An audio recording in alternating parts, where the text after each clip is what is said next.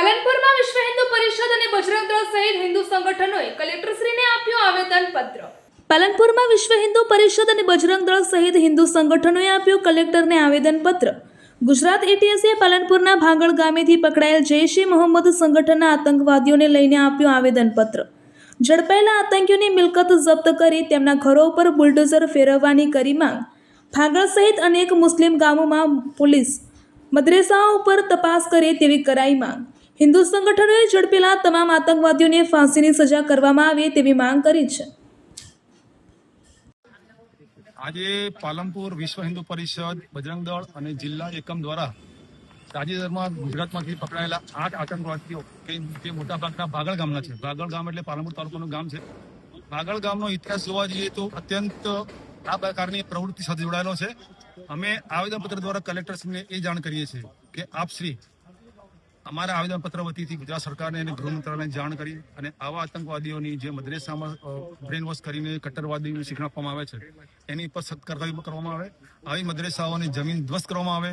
આ લોકોના જે પણ જગ્યાએ અન્ય કનેક્શન છે એ કનેક્શનની પણ તપાસ કરી અને સખ્તમાં સખ્ત કાર્યવાહી કરવામાં આવે। પાલનપુર તાલુકા અન્ય પણ જે મુસ્લિમ બાહુલ્ય ગામ છે એ ગામોમાં પણ આવા પ્રકારની મદ્રેસા ચાલે છે એ મદ્રેસાઓની કાયદેસરની તપાસ કરવી જોઈએ। ત્યાં ચાલતા શિક્ષણની પ્રવૃત્તિની તપાસ કરવી જોઈએ અને જ્યાં પણ સરકાર અને પોલીસને કોઈ એવી ગેરરીતિ લાગુ પડે તો એ તાત્કાલિક મદ્રેસા બંધ કરી એને જમીન ધ્વસ્ત કરવા જોઈએ।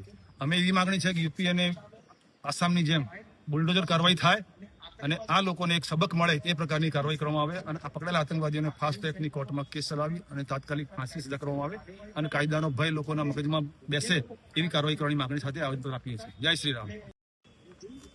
શું કશો આજે રિલીઝ સ્વરૂપે કલેક્ટરને આવેદનપત્ર અપાયા છે? પાલનપુર જિલ્લા વિશ્વ હિન્દુ પરિષદ દ્વારા જે આવેદનપત્ર આપવામાં આવ્યું છે અને ત્યાં જે 8 આતંકવાદીઓ પકડાયા છે એમાંથી 5 ભાગલના છે।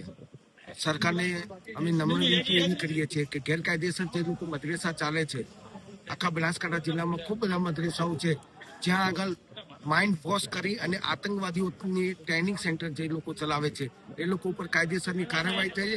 જે આતંકવાદીઓ પકડાના છે એ લોકોના ઘર ઉપર બુલડોઝર ચાલવા જોઈએ, એમની મિલકત જપ્ત કરવી જોઈએ અને આસામ મોડલ આપણે ગુજરાતને બનાવવાનું છે। આપણે મુલવા મૌલવી નથી જોતા, આપણે ડોક્ટર એન્જિનિયરો જોઈએ છે, આપણે ડોક્ટર અબ્દુલ કલામ જેવા વ્યક્તિઓ જોઈએ છે, આપણે આતંકવાદીઓ જોતા નથી। એટલે અમે સરકારને નમ્ર વિનંતી કરીએ છીએ કે આ લોકો ઉપર કડક ને કડક કાર્યવાહી કરે।